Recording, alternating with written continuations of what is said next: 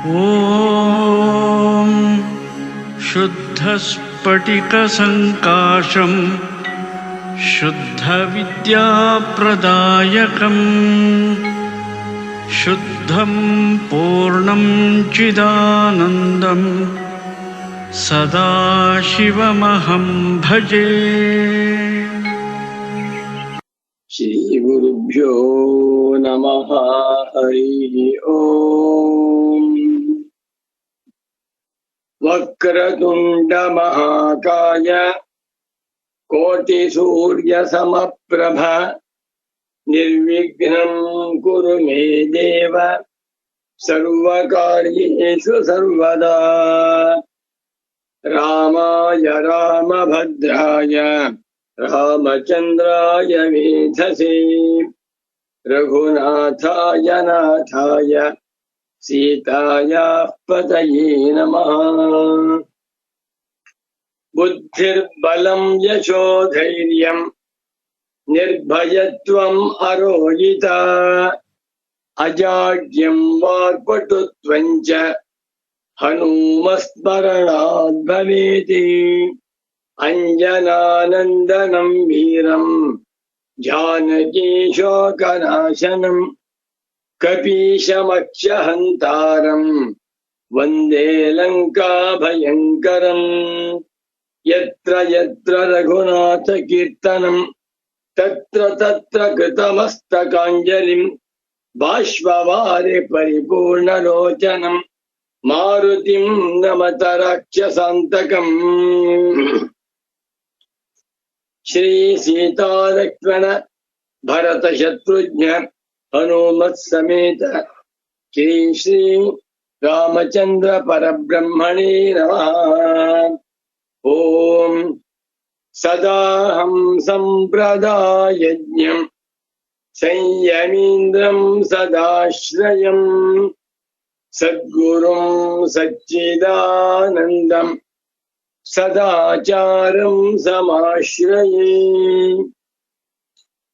गौडपादं महाप्राज्ञं शङ्करं च जगद्गुरुं सुरेश्वरं च तच्छिष्यं सच्चिदानन्दमाश्रये। नमो नमः सद्गुरुपादुकाभ्याम्। सद्गुरु भक्तರು, ತತ್ವ ಜಿಜ್ಞಾಸು, ಮುಮುಕ್ಷ ಸಾಧಕರು, ವೇದಾಂತ ಪ್ರಿಯರು, ವೇದಾಂತಿಗಳು ಹಾಗೂ ಭಗವದ್ಭಕ್ತರು ಆಗಿರುವ ತಮ್ಮೆಲ್ಲರಿಗೂ ಇಂದಿನ ಸುಪ್ರಭಾತವನ್ನು ಹೇಳುತ್ತೇನೆ.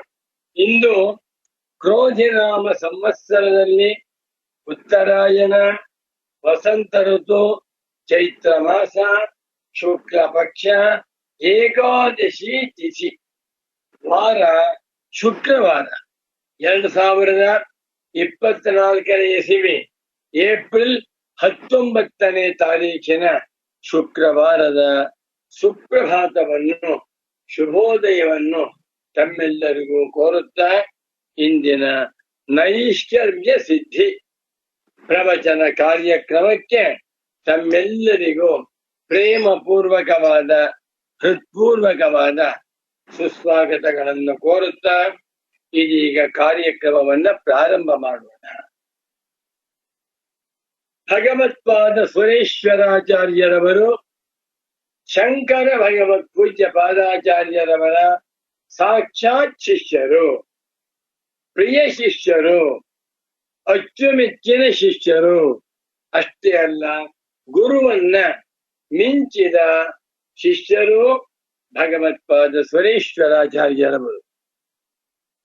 ಸುರೇಶ್ವರಾಚಾರ್ಯರವರ ಮಹತ್ವವನ್ನ, ಮಹಿಮೆಯನ್ನ, ಸುರೇಶ್ವರಾಚಾರ್ಯರವರ ನಿಜ ಸ್ವರೂಪವನ್ನ ಅರ್ಥ ಮಾಡಿಕೊಳ್ಳಬೇಕಾದರೆ ಅವರ ಮೇಲು ಕೃತಿಯಾಗಿರುವ ನೈಷ್ಕರ್ಮ್ಯ ಸಿದ್ಧಿಯನ್ನು ಓದಬೇಕು.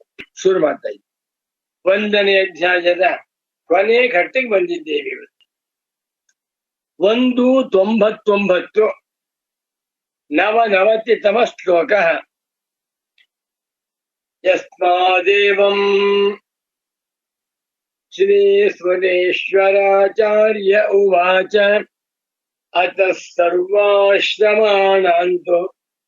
ವಾಂಗ್ಮನಃ ಕಾಯ ಕರ್ಮಭಿಃ ಸ್ವನುಷ್ಠಿತೈರ್ನ ಮುಕ್ತಿ ಸ್ಯಾತ್ ಜ್ಞಾನಾದೇವ ಹಿ ಸಾಯತಃ.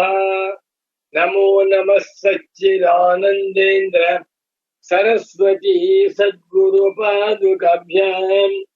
ಈ ಶ್ಲೋಕವನ್ನ ನಾನು ಸ್ವಾನುಷ್ಠಿತೈ ಅಂತ ಓದ್ಬಿಟ್ಟೆ. ಹಾ, ಸರಿಯಾಗ್ಬೋದು. ಸ್ವಾನುಷ್ಠಿತೈ ಅಲ್ಲ, ತಪ್ಪು ಓದ್ತಾ ಇದೀಯ. ಆಮೇಲೆ ನೋಡಿದೆ ಸ್ವನುಷ್ಠಿತೈ ಇದೆ. ನಾ ಗುರುವೇನ್ ಕೇಳಿದೆ, ಸ್ವಾನುಷ್ಠಿತೈ ಅರ್ಥ ಇದೆ, ಸ್ವನುಷ್ಠಿತೈ ಅರ್ಥವಿಲ್ವಲ್ಲ. ಇದೇ ಮಗು, ಸ್ವಾನುಷ್ಠಿತೈ ಅನ್ನುವ ಪದಕ್ಕೆ ಅರ್ಥವಿಲ್ಲ ಸರಿಯಾಗಿ, ಸ್ವನುಷ್ಠಿತೈ ಎನ್ನುವ ಪದಕ್ಕೆ ಅರ್ಥ ಉಂಟು.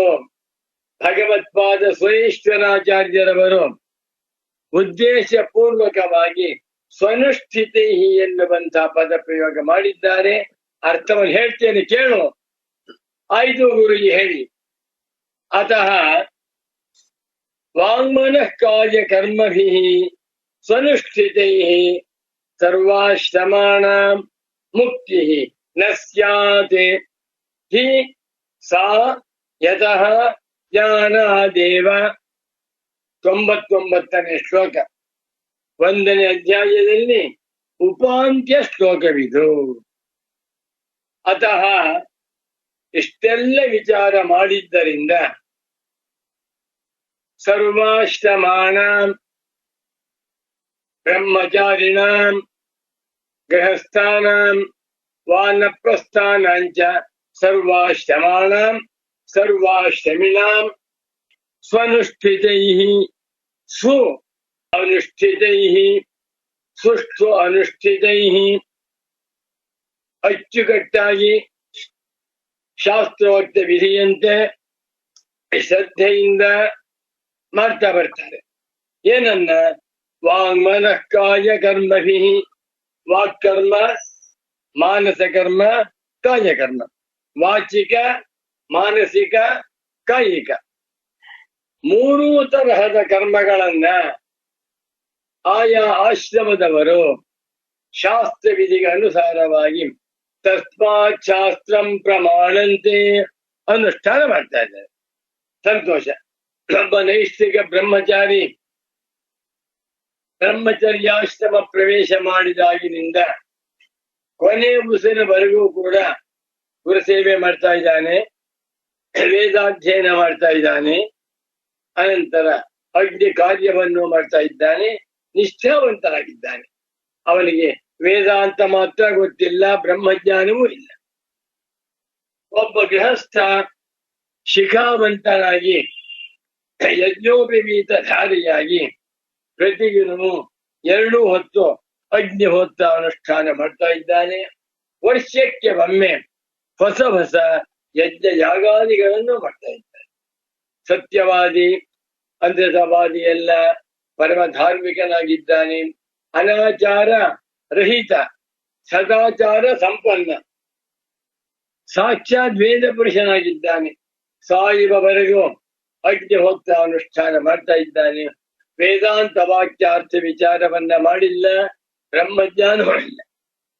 ಮತ್ತೊಬ್ಬ ವಾನಪ್ರಸ್ಥ, ಅವನು ಏಕಾಂತ ವಾಸ ಮಾಡುತ್ತಾ ಮೌನಾಚರಣೆ ಮಾಡುತ್ತಾ ಯಾರಿಗೂ ಹಿಂಸೆಯನ್ನ ಕೊಡದೆ ರಾಗದ್ವೇಷಗಳನ್ನ ಬಿಟ್ಟು ಶಾಂತವಾಗಿ ಒಬ್ಬಂಟಿಗನಾಗಿದ್ದು ಧ್ಯಾನ ಮಾಡ್ತಾ ಇದ್ದಾನೆ. ಅವನಿಗೂ ವೇದಾಂತಾರ್ಥವಾಗಿಲ್ಲ. ಒಬ್ಬ ಸನ್ಯಾಸಿ, ಅವನು ಪ್ರಣವೋಪಾಸನೆ ಮಾಡ್ತಾ ಭಿಕ್ಷಾನದಿ ಜೀವನ ಮಾಡ್ತಾ ಸಂತೋಷ. 4 ಜನ ಸ್ವನುಷ್ಠಿತೈ ತಮ್ಮ ತಮ್ಮ ಆಶ್ರಮದ ಕರ್ಮಗಳನ್ನ, ಅದು ವಾಚಿಕವಿರಬಹುದು, ಮಾನಸಿಕವಿರಬಹುದು, ಅಥವಾ ಕಾಯಿಕವಿರಬಹುದು. ವಾಚಿಕ ಸಾಧನ ಜಪಾನುಷ್ಠಾನ, ಶ್ರೀರಾಮ್ ಜೈ ರಾಮ್ ಜಯ ಜಯ ರಾಮ್, ಹರೇ ರಾಮ್ ಹರೇ ರಾಮ್, ತತ್ಸವಿತೃವರೇಣ್ಯಂ ಭರ್ಗೋ ದೇವಸ್ಯ ಧೀಮಹಿ, ಓಂ ನಮಃ ಶಿವಾಯ, ಹ್ರೀಂ ನಮಃ ಶಿವಾಯ, ಸಾವಿರಾರು ಮಂತ್ರ ಇದೆ. ಇದಕ್ಕೇನ್ ಹೆಸರು? ವಾಚಿಕ ಸಾಧನ, ಮಾನಸಿಕ ಧ್ಯಾನ. ಇದ್ದ ಕೂತಿಯಲ್ಲಿಯೇ ಕೂತ್ಕೊಂಡು ಗುರುಗಳನ್ನ ಧ್ಯಾನ ಮಾಡ್ತಾ ಇದ್ದಾನೆ, ಸೂರ್ಯನನ್ನ ಧ್ಯಾನ ಮಾಡ್ತಾ ಇದ್ದಾನೆ, ತನ್ನ ಕುಲದೇವತೆಯನ್ನು ಧ್ಯಾನ ಮಾಡ್ತಾ ಉಪಾಸನೆ ಮಾಡ್ತಾ ಇದ್ದಾನೆ. ಸಂತೋಷ. ಇನ್ನು ದೈಹಿಕ ಕಾಯಿಕ ಶರೀರದಿಂದ ಸೂರ್ಯ ನಮಸ್ಕಾರ ಮಾಡ್ತಾ ಇದ್ದಾನೆ, ದಾನವನ್ನು ಮಾಡ್ತಾ ಇದ್ದಾನೆ. ಪ್ರತಿದಿನವೂ ಅಷ್ಟೋತ್ತರ ಹೇಳ್ಕೊಂಡು ಲಘುನ್ಯಾಸ ಮಹಾನ್ಯಾಸ ಪೂರ್ವಕವಾಗಿ ನಮಕ ಚಮಕ ಹೇಳ್ಕೊಂಡು 4 ಗಂಟೆ ಪೂಜೆ ಮಾಡ್ತಾ ಇದ್ದಾನೆ. ಸಂತೋಷ. ಇಷ್ಟೆಲ್ಲ ಮಾಡಿದರೂ ಅವರಿಗೆ ನ ಮುಕ್ತಿ ಸ್ಯಾತ್, ಮೋಕ್ಷ ದೊರಕುವುದಿಲ್ಲ. ಏನ್ ಆಶ್ಚರ್ಯವಿದು! ಇಷ್ಟೊಂದೆಲ್ಲ ಕಷ್ಟಪಡ್ತಾ ಇದ್ದಾರೆ, ಸಂತೋಷ. ಮೋಕ್ಷಕ್ಕೆ ಕಷ್ಟಪಡ್ಬೇಕಾಗ್ತಿಲ್ಲ, ಮೋಕ್ಷಕ್ಕೆ ಯಾವ ಶ್ರಮವೂ ಇಲ್ಲ. ಸ್ವಾಮಿ 4 ಗಂಟೆದ್ದು ಸ್ನಾನ ಮಾಡಿಕೊಂಡು ರಾತ್ರಿ 10 ಗಂಟೆವರೆಗೂ ಪ್ರತಿದಿನವೂ ಮನೆ ಬಿಟ್ಟು ಅಲ್ಲಾಡ್ತಾ ಇಲ್ಲ, ಮೌನವಾಗಿ ಮಾಡಿ ಏನ್ ಬೇಕಾದ್ರೂ ಒಳ್ಳೊಳ್ಳೆ ಸಾಧನೆ ಮಾಡಿ. ಇದರಿಂದ ಅವರಿಗೆ ಸ್ವರ್ಗ ಸಿಕ್ಕಬಹುದೇ ಹೊರತು ವೈಕುಂಠ ಲೋಕ ದೊರಕಬಹುದೇ ಹೊರತು ನ ಮುಕ್ತಿ ಸ್ಯಾತ್. ಮುಕ್ತಿಯು, ಮೋಕ್ಷವು, ಕೈವಲ್ಯವು, ಅಮೃತತ್ವವು, ಬ್ರಾಹ್ಮಿ ಸ್ಥಿತಿಯು ನ ಸಿಕ್ಕುವುದಿಲ್ಲ. ಜ್ಞಾಪಕ ಇಟ್ಕೋಬೇಕು. ಅತ ಸರ್ವಾಶ್ರಮಾಣಾಂ ಹಿ ವಾಂಗ್ಮನಃ ಕಾಯ ಕರ್ಮಭಿಃ ಸ್ವನುಷ್ಠಿತೈಃ ನ ಮುಕ್ತಿ ಸ್ಯಾತ್. ಯಾಕೆ ಇಷ್ಟೊಂದೆಲ್ಲ ಕಷ್ಟಪಡ್ತಾ ಇದ್ದಾರಲ್ಲ? ಕಷ್ಟಪಡು ಅಂತ ಯಾರು ಹೇಳಿದ್ರು ನಿಮಗೆ? ಮೋಕ್ಷ ಪ್ರಾಪ್ತಿಗೆ ಕಷ್ಟಪಡಬೇಕು ಅಂತ ಯಾರು ಹೇಳಿಲ್ಲ. ಎಲ್ಲ ದಡ್ಡತನ. ಇವತ್ತು ಲಕ್ಷಾಂತರ ಜನ ಸಾಧಕರಿದ್ದಾರೆ, ಲಕ್ಷಾಂತರ 1,000 ಕೋಟಿ ಮಾನವರಲ್ಲಿ 10 ಲಕ್ಷ ಹೆಚ್ಚೇನಲ್ಲ. ಎಲ್ಲ ಸಾಧಕರು. ಕೆಲವರು ಮನೆಯಲ್ಲಿರ್ತಾರೆ, ಕೆಲವರು ದೇವಸ್ಥಾನದಲ್ಲಿರ್ತಾರೆ, ಕೆಲವರು ಮರದ ಬುಡದಲ್ಲಿ ಮಲಿಕೋತಾರೆ, ಕೆಲವರು ನದಿ ದಡದಲ್ಲಿರ್ತಾರೆ, ಕೆಲವರು ಮೌನವಾಗಿರ್ತಾರೆ, ಕೆಲವರು ಹುಳಿ ಉಪ್ಪು ಖಾರ ಬಿಡ್ತಾರೆ, ಬಹಳ ಕಷ್ಟಪಡ್ತಾರೆ. ಅವರನ್ನ ನೋಡಿದಾಗ ನನಗೆ, ಸುಬ್ರಾಯ ಶರ್ಮನಿಗೆ ತುಂಬಾ ಸಂಕಟವಾಗಿ, ಯಾಕಪ್ಪ ಇಷ್ಟೊಂದೆಲ್ಲ ಕಷ್ಟಪಡ್ತಾರೆ ಅನ್ಸುತ್ತೆ. ಅವರ ಮುಂದೆ ಹೋಗ್ಬಿಟ್ಟು ನೀವು ಶಾಂಕರ ಭಾಷ್ಯವನ್ನು ಓದಿ ಅರ್ಥವಾಗಿಲ್ಲ ಅಂತಾರೆ, ನಮಗೆ ನಿದ್ರೆ ಬರುತ್ತೆ ಅಂತಾರೆ, ವೇದಾಂತ ಬೇಡ ಅಂತಾರೆ, ವೇದಾಂತ ಪಂಡಿತರ ಸೊತ್ತು ಅಂದ್ಬಿಡ್ತಾರೆ. ಎಂಥ ಅನ್ಯಾಯ ಅಲ್ಲಪ್ಪ! ಮೋಕ್ಷ ಬೇಕು ಅಂತಿದ್ದರೆ ಅದಕ್ಕೆ ಅನುಕೂಲವಾದಂತ ಸಾಧನೆ ಮಾಡಬೇಕು. ಮೋಕ್ಷ ಪ್ರಾಪ್ತಿಗೆ ಒಂದೇ ಒಂದು ಸಾಧನ ಯಾವುದು? ಆತ್ಮಜ್ಞಾನಂ.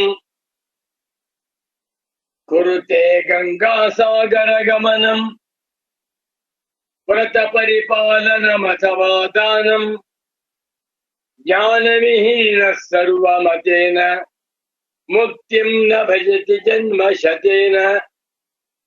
ಭಜ ಗೋವಿಂದಂ ಭಜ ಗೋವಿಂದಂ ಗೋವಿಂದಂ ಭಜ ಮೂಢಮತೆ ಸಂಪ್ರಾಪ್ತೆ ಸನ್ನಿಹಿತೆ ಮರಣೆ ನಹಿ ನಹಿ ರಕ್ಷತಿ ವಿಕುರೀಕರಣೆ. ಎಷ್ಟು ಚೆನ್ನಾಗಿದೆ! ಸಾಧನೆ ಬೇಡ ಅಂತ ಹೇಳ್ತಾ ಇಲ್ಲ, ಎಲ್ಲವೂ ಬೇಕು. ನದಿ ಸ್ನಾನ ಬೇಕು, ಜಪ ಬೇಕು, ಕರ್ಮಾನುಷ್ಠಾನ ಬೇಕು, ಉಪವಾಸ ಬೇಕು, ವನವಾಸ ಬೇಕು, ಎಲ್ಲವೂ ಬೇಕು. ಶಮದಮಾದಿಗಳು ಬೇಕು. ಯಾವುದಕ್ಕೋಸ್ಕರ? ಚಿತ್ತಶುದ್ಧಿ ಪ್ರಾಪ್ತಿಗಾಗಿ. ಚಿತ್ತಶುದ್ಧಿ ಪಡೆದುಕೊಂಡ ಬಳಿಕ ಅಂಥವರು ಡೈರೆಕ್ಟ್ ಆಗಿ ಅಥಾತೋ ಬ್ರಹ್ಮ ಜಿಜ್ಞಾಸ, ವೇದಾಂತ ವಿಚಾರವನ್ನು ಮಾಡುತ್ತಾ ಪರಬ್ರಹ್ಮದ ಸ್ವರೂಪವನ್ನು ಅರ್ಥ ಮಾಡಿಕೊಳ್ಳಬೇಕು. ಸ್ವನುಷ್ಠಿತೈ, ತಮ್ಮ ತಮ್ಮ ವರ್ಣ ಆಶ್ರಮಗಳ ಕರ್ಮಗಳನ್ನ ಎಷ್ಟು ಅಚ್ಚುಕಟ್ಟಾಗಿ ಸರಿಯಾಗಿ ಯಥಾಶಾಸ್ತ್ರದಂತೆ ಮಾಡಿದರೂ ಅದರಿಂದ ಅವರಿಗೆ ನ ಮುಕ್ತಿ ಸ್ಯಾತ್. ಜ್ಞಾಪಕ. ಒಂದು ಒಳ್ಳೆ ಉದಾಹರಣೆ ಕೊಡ್ತೇನೆ.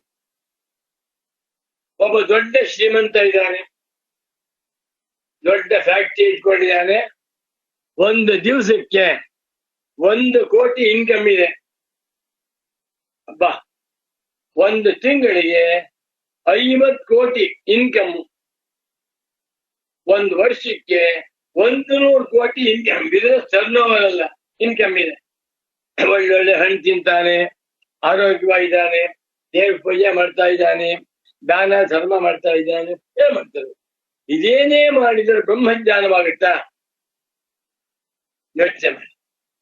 ಬ್ರಹ್ಮಜ್ಞಾನಕ್ಕೆ ಬೇಕಾದದ್ದು ವೇದಾಂತ ವಾಕ್ಯಾರ್ಥ ವಿಚಾರಣ ಅಧ್ಯವಸಾನ ನಿರ್ವೃತ್ತ ಹಿ ಬ್ರಹ್ಮಾವಗತಿ ಜ್ಞಾನಮಾನಾದಿ ಪ್ರಮಾಣಾಂತರ ನಿರ್ವೃತ್ತ. ಅಬ್ಬ, ಶಾಂಕರ ಭಾಷ್ಯ 1:1:2 ಜನ್ಮಾದ್ಯಸ್ಯ ಯತಃ.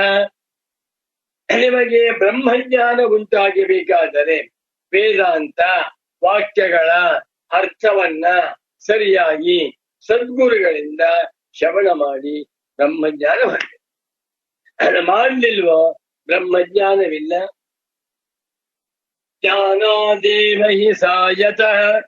ಯತಃ ಏಕೆಂದರೆ ಸಾ ಅದು ಸ್ತ್ರೀಲಿಂಗ, ಸಾಕ ಮುಕ್ತಿ, ಸಹ ಪುಲ್ಲಿಂಗ, ಸಹ ಕಹ ಮೋಕ್ಷ, ತತ್ ನಪುಂಸಕಲಿಂಗ ಕಿಂತತಿ ಅಮೃತತ್ವಂ.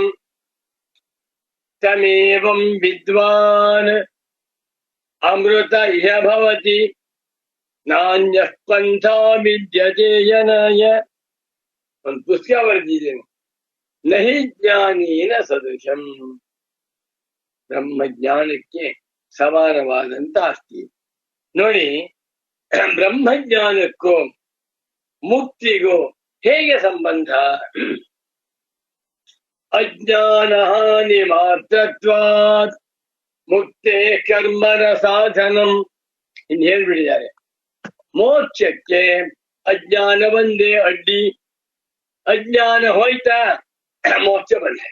ಅಜ್ಞಾನ ತೊಲಗಬೇಕಾದ್ರೆ ಜ್ಞಾನ ಬೇಕಲ್ವೇ? ಒಂದು ಸಿಂಪಲ್ ಉದಾಹರಣೆ, ಕತ್ತಲೆ ಕೋಣೆ, ದೊಡ್ಡ ಹಾಲು, ದೀಪ ಇಲ್ಲ, ಕತ್ತಲೆ ಕೂತ್ಬಿಟ್ಟಿದ್ದಾನೆ. ಕತ್ತಲೆ ಹೋಗ್ಬೇಕಾದ್ರೆ ಏನ್ ಮಾಡ್ಬೇಕು? ಪೂಜೆ ಮಾಡಿದ್ರೆ ಕತ್ಲೆ ಹೋಗುತ್ತಾ? ಇಲ್ಲ. ಜಪ ಮಾಡಿದ್ರೆ ಕತ್ಲೆ ಹೋಗುತ್ತಾ? ಇಲ್ಲ. ವೇದ ಪಾರಾಯಣ ಒಂದು 50 ಜನ ವಿದ್ವಾಂಸನ ಕರೆಸ್ಬಿಟ್ಟು ಒಬ್ಬೊಬ್ಬರಿಗೆ 1 ಲಕ್ಷ ಸಂಭಾವನೆ, 50 ಲಕ್ಷ ಸಂಭಾವನೆ ಕೊಟ್ಟ. ಕತ್ತಲೆ ಹೋಯ್ತಾ? ಇಲ್ಲ. ಇನ್ನೊಬ್ಬ ಧ್ಯಾನ ಮಾಡ್ತಾ ಇದ್ದಾನೆ, ಕತ್ತಲೆ ಹೋಯ್ತಾ? ಯಾತಿಂದ ಹೋಗಲ್ಲ. ನೀವು ಎಷ್ಟೇ ಖರ್ಚು ಮಾಡಿ, ದಾನ ಧರ್ಮ ಮಾಡ್ತಾ ಇದ್ದಾರೆ, ಕತ್ತಲೆ ಹೋಗ್ತಾ ಇಲ್ಲ. ಕತ್ತಲೆ ಹೇಳುತ್ತೆ, ನಾನು ಅದು ಯಾತಿಂದ ಹೋಗಲ್ಲಪ್ಪ. ನಾನು ಹೋಗ್ಬೇಕಾದ್ರೆ 1 ಪೈಸೆ ಖರ್ಚು ಮಾಡಿ ಒಂದು ಮ್ಯಾಚ್ ಬಾಕ್ಸ್ ತಂದು ಅದರಲ್ಲಿ 1 ಕಡ್ಡಿ, 1 ಮ್ಯಾಚ್ ಬಾಕ್ಸ್ಗೆ 1 ರೂಪಾಯಿ ಅಂತ ಇಟ್ಕೊಳ್ಳಿ, ನನ್ಗೆ ಗೊತ್ತಿಲ್ಲ. ಅದರಲ್ಲಿ 100 ಕಡ್ಡಿ ಇದೆ, 1 ಕಡ್ಡಿ 1 ಪೈಸೆ. ಆ ಮ್ಯಾಚ್ ಬಾಕ್ಸ್ ಅಲ್ಲಿರುವ 100 ಕಡ್ಡಿಗಳಲ್ಲಿ 1 ಕಡ್ಡಿ ತಗೊಂಡು ಗೀರು ಬಿಟ್ಟರೆ ಬೆಳಗ್ಗೆ ಬಂದು ಕತ್ಲೆ ಬಂದ. ಸುಮ್ಮನೆ ಕಾಸ್ಟ್ಲಿ ವ್ಯವಹಾರಕ್ಕೆ ಹೋಗಬಾರ್ದು. ಬ್ರಹ್ಮಜ್ಞಾನ is not at all costly affair. This is the cheapest ಅಲ್ಲ, ಫ್ರೀ ಅಲ್ಲ, ಫ್ರೀಯೆಸ್ಟ್ ವ್ಯವಹಾರ ಅಫೇರ್. ಫ್ರೀಯೆಸ್ಟ್. ಏನೇನೂ ಕಷ್ಟ ಇಲ್ಲ, ಏನೇನು ಶ್ರಮ ಇಲ್ಲ, ಏನೇನು ಆಯಾಸವೂ ಇಲ್ಲ, ಖರ್ಚಂತೂ ಇಲ್ಲವೇ ಇಲ್ಲ. ಇದು ಜ್ಞಾನ. ಯೋಚನೆ ಮಾಡಿ. ಬ್ರಹ್ಮಜ್ಞಾನ ಬಾಬಾ ಜ್ಞಾನಾಗ್ನಿ ದಗ್ಧ ಕರ್ಮಾಣಂ ತಮಾಹು ಪಂಡಿತಂ ಬುಧಾಃ ಯಸ್ಯ ಸರ್ವೇ ಸಮಾರಂಭಾಃ ಕಾಮ ಸಂಕಲ್ಪ ವರ್ಜಿತಾಃ ಜ್ಞಾನಾಗ್ನಿ ದಗ್ಧ ಕರ್ಮಾಣಂ ತಮಾಹು ಪಂಡಿತಂ ಬುಧಾಃ. ಏನ್ ಬ್ರಹ್ಮಜ್ಞಾನ ಅದ್ಭುತ! ಈ ಬ್ರಹ್ಮಜ್ಞಾನವನ್ನ ಯಾರು ಬೇಕಾದ್ರೂ ಹೊಂದಬೇಕು ಅಂತ ಹೋದರೆ ಅಡ್ಡಿ ಮಾಡುವಂತ ಮೊಟ್ಟ ಮೊದಲನೇ ವ್ಯಕ್ತಿಯಿಂದ ದೇವತೆಗಳಿಗೆ ಭಯ. ಈ ಪುಣ್ಯಾತ್ಮ ಪ್ರತಿ ದಿವಸ ಹೋಮ ಹವನ ದಾನ ಧರ್ಮ ಪೂಜೆ ಜಪ ಮಾಡಿಕೊಂಡು ನಮಗೆ ಅನ್ನ ಕೊಡ್ತಾ ಇದ್ದಾನೆ. ಇವನೇನಾದ್ರು ಬ್ರಹ್ಮಜ್ಞಾನಿ ಆಗಿಬಿಟ್ರೆ ಕರ್ಮಣ್ಯ ಕರ್ಮ ಪಶ್ಯೇತ್ ಅಕರ್ಮಣಿತ್ಯ ಕರ್ಮಯ್ಯ ಅಂತ ಆಗ್ಬಿಟ್ರೆ ಅನ್ನದಾನ ಮಾಡೋ ಹೇರು ಅದಕ್ಕೋಸ್ಕರವಾಗಿ ಹೋಗ್ಬೇಡ ಅಂತಾರೆ. ಎಲ್ಲ ಅನುಕೂಲವನ್ನೂ ಮಾಡ್ಕೊಡ್ತಾರೆ. ಒಬ್ಬ ಶ್ರೀಮಂತ 4 ಜನ ಮಕ್ಕಳು, ಅವರೆಲ್ಲ ಮದುವೆ ಆಗಿದೆ. ಅವರೆಲ್ಲ 4 ಜನ ಮಕ್ಕಳು, 16 ಜನ ಮನೆಯಲ್ಲಿ ಒಂದು 30 ಜನ ಇದ್ದಾರೆ. ಯಾರು ಕೆಲಸ ಮಾಡೋ ತಯಾರಾಗಿಲ್ಲ. ಒಬ್ಬ ಸೊಂಟ ನೋವು, ಕೈ ನೋವು, ಕಾಲು ನೋವು, ಗಂಟು ನೋವು. ಅವ್ರ ಮನೆಯಲ್ಲಿ ಒಬ್ಬರು ಅಡಿಗೆ ಭಟ್ಟಿದ್ದಾರೆ ಅಂತ ಇಟ್ಕೊಳ್ಳಿ. ಹೆಂಗಸು ಅಡಿಗೆ ಮಾಡ್ತಾ ಇದ್ದಾರೆ. ಸೊಗಸಾಗಿ ಅಡಿಗೆ ಮಾಡ್ತಾರೆ, ರುಚಿಯಾಗಿ ಅಡಿಗೆ ಮಾಡಿ ಬಿಡಿಸ್ತಾ ಇದ್ದಾರೆ. ಅವರಿಗೆ ಬಿಡಕ್ಕೆ ಇಷ್ಟ ಇಲ್ಲ. ಅವರು 1 ತಿಂಗಳಿಗೆ 25,000 ರೂಪಾಯಿ ಸಂಬಳ ಕೊಡ್ತಾ ಇದ್ದಾರೆ. 25. ಬೇರೆ ಕಡೆಯಲ್ಲಿ 50,000 ಕೊಡ್ತಾರೆ ಅಂತ ಗೊತ್ತಾಯ್ತು. ಬೇರೆ ಮಾಡ್ತಾರೆ 80,000 ಕೊಡ್ತೀವಿ ಅಂತಾರೆ. ಬಿಟ್ಟೋಗ್ಬಾರ್ದು. ಕಳ್ತನ ಮಾಡ್ತಾ ಇಲ್ಲ, ಸುಳ್ಳು ಹೇಳ್ತಾ ಇಲ್ಲ, ಕೈ ಬಾಯಿ ಶುದ್ಧವಾಗಿದೆ, ಅಡಿಗೆ ಬಟ್ಟೆ ಬಿಡಬಾರ್ದು ಅನ್ನುವಂತಹ ದೃಷ್ಟಿಯಿಂದ 80,000 ಕೊಡ್ತೀವಿ ಅಂತಾರೆ. ಇನ್ಯಾರು ಪುಣ್ಯಾತ್ಮರು 80 ಕೊಡ್ತೀವಿ ಎಂದು ಫ್ಯಾಕ್ಟ್ರಿನಲ್ಲಿ 1,00,000 ಕೊಡ್ತೀವಿ ಅಂತಾರೆ. ಈ ಶ್ರೀಮಂತ ಆ ಅಡಿಗೆ ಹೆಂಡಲ್ಲಿ ಕೊಂಡ್ಕೊಂಡ್ಬಿಡ್ತಾನೆ. ಅಮ್ಮ, ನಿಮ್ಮ ಮನೆ ಕಟ್ಟಿಸ್ಕೊಡ್ತೀನಿ, ನಾನು ನಿಮ್ಮ ಮಗನ ಓದಿಸ್ತೇನೆ, ಯಜಮಾನ್ರು ಕಾರ್ ಕೊಡ್ತೇನೆ, ಎಲ್ಲ ಅನುಕೂಲ ಮಾಡ್ಕೊಡ್ತೀನಿ ಅಂತ ಹೇಳ್ತಾನೆ. ಈ ಪೆದ್ ಹೆಂಗ್ಸ್ ಪಾಪ ಹೌದಲ್ವೇ, ನಮ್ಮ ಯಜಮಾನ್ರು ಬಹಳ ಒಳ್ಳೆಯವರು, 2 ಮೊಬೈಲ್ ಕೊಟ್ಟಿದ್ದಾರೆ, ನಮಗೆ 2 ಟಿವಿ ಕೊಟ್ಟಿದ್ದಾರೆ. ಯಾಕೆ ಕೊಟ್ಟಿದ್ದಾರೆ? ಸ್ವಾರ್ಥ. ಅದೇ ರೀತಿಯಲ್ಲಿ ಜ್ಞಾಪಕ ಇಟ್ಕೊಳ್ಳಿ, ದೇವತೆಗಳು ಪರಮ ಸಮರ್ಥ, ಪರಮ ಸ್ವಾರ್ಥಿಗಳು. ಮಾನವರನ್ನ ಪಶುಗಳಂತೆ ಮಾಡ್ಕೊಂಡ್ಬಿಟ್ಟಿದ್ದಾರೆ. ಯಥಾ ಪಶು ಏವಂ ಸ ದೇವಾನ. ಯಾವ ಧೀರ ಕರ್ಮ ಮಾರ್ಗದಿಂದ ನಿರ್ವಿಣ್ಣನಾಗಿ ನ ಕರ್ಮಣ ನ ಪ್ರಜಯ ಧನೇನ, ಈ ಕರ್ಮ ಮಾರ್ಗಕ್ಕೆ ತಿಲಾಂಜಲಿ, ಹೆಂಡತಿ, ಮಕ್ಕಳು, ಹಣ ಯಾವುದು ಬೇಡ, ಎಲ್ಲವನ್ನು ಬಿಟ್ಟು ವೇದಾಂತ ವಾಕ್ಯಾರ್ಥ ವಿಚಾರವನ್ನ ಮಾಡು ಹೊರಟ ಅಂತ ಇಟ್ಕೊಳ್ಳಿ. ಒಂದಿನ ಗುರು ಹೊತ್ತೆ ಬರ್ತಾ ಇದ್ದ, ಅವನು ಬಿದ್ದ, ಕಾಲು ಮುರ್ಕೊಂಡ. ದೇವತೆಯರು ಸಂತೋಷ ಪಡ್ತಾರೆ. ನಾಳೆಯಿಂದ ವೇದಾಂತ ಪ್ರವಚನಕ್ಕೆ ಹೋಗ್ಬೇಡ. ಇನ್ನೊಂದು ವೇದಾಂತ ಪ್ರವಚನ ಹೊರಟ, ಮಳೆ ಬರ್ತಾ ಇತ್ತು, ಯಾರು ಬಿದ್ದ? ಏನಾದ್ರು ಅಡ್ಡಿಯಾಗಿ ಬಿಡ್ತೇವೆ. ಸಿನಿಮಾಕ್ಕೆ ಹೋಗ್ಬೇಕು ಅಂದ್ರೆ 20 ಕಿಲೋಮೀಟರ್ ಹೊರಡೋಗ್ತಿರ್ತೀವಿ. ಇನ್ನು ಇದಿರ್ತದೆ, ಇನ್ನೊಂದು ಇದೆಯಲ್ಲ, ಯಾವ್ದು ಕ್ರಿಕೆಟ್. ಬಾ, ಮೊನ್ನೆ ಒಬ್ಬ ಹೇಳಿದ್ರು, ಕ್ರಿಕೆಟ್ ಮ್ಯಾಚ್ ಅಂದ್ರೆ ಬೆಂಗಳೂರಿನಿಂದ ನನಗೆ ಗೊತ್ತಿಲ್ಲ, ಬಾಂಬೆಗೆ ಹೋಗ್ತಾರಂತೆ. ಏನಪ್ಪ, ನನಗೆ ಆಶ್ಚರ್ಯವಾಯ್ತು. ಫ್ಲೈಟ್ ಅಲ್ಲಿ ಹೋಗಿ ಬರ್ತಾರೆ ಅಂದ್ರು. ಒಂದು ಮ್ಯಾಚ್ ನೋಡೋಕ್ಕೋಸ್ಕರ ಡೈರೆಕ್ಟ್ ನೋಡ್ಬೇಕಾದ್ರೆ ಫ್ಲೈಟ್ ಅಲ್ಲಿ ಹೋಗಿ ಅಲ್ಲೆಲ್ಲಿ ಹೋಟೆಲ್ ಹುಡ್ಕೊಂಡು ಬರ್ತಾರೆ ಅಂತ ನನಗೆ ಆಶ್ಚರ್ಯವಾಯ್ತು. ಅದೇ ರೀತಿಯಲ್ಲಿ ವೇದಾಂತ ವಿಚಾರ ಮಾಡುವಂತ ಅಧ್ಯಾತ್ಮ ಸಾಧಕನನ್ನ ದೇವತೆಗಳು ಎಳ್ಕೊಂಡ್ಬಿಡ್ತು. ಬೇಡ, ವೇದಾಂತ ಮಾತ್ರ ಏನ್ ಬೇಕಾದ್ರೆ ಮಾಡು, ನೀನ್ ದೇವಸ್ಥಾನಕ್ಕೆ ಹೋಗ್ಬಾ, ಅನುಕೂಲ ಮಾಡ್ಕೊಡ್ತೇವೆ, ಆರೋಗ್ಯವನ್ನ ಕೊಡ್ತೇವೆ, ಐಶ್ವರ್ಯ. ವೇದಾಂತ ಮಾತ್ರ ಬರಬೇಡ. ಯಾಕೆ? ವೇದಾಂತ ಓದ್ಬಿಟ್ರೆ ಕರ್ತೃತ್ವ ಹೋಗ್ತೃತ್ವ ಬುದ್ಧಿ ಬಾಧಿತವಾಗಿ ಯಾವ ಕರ್ಮಗಳು ಬೇಕಾಗಿಲ್ಲ.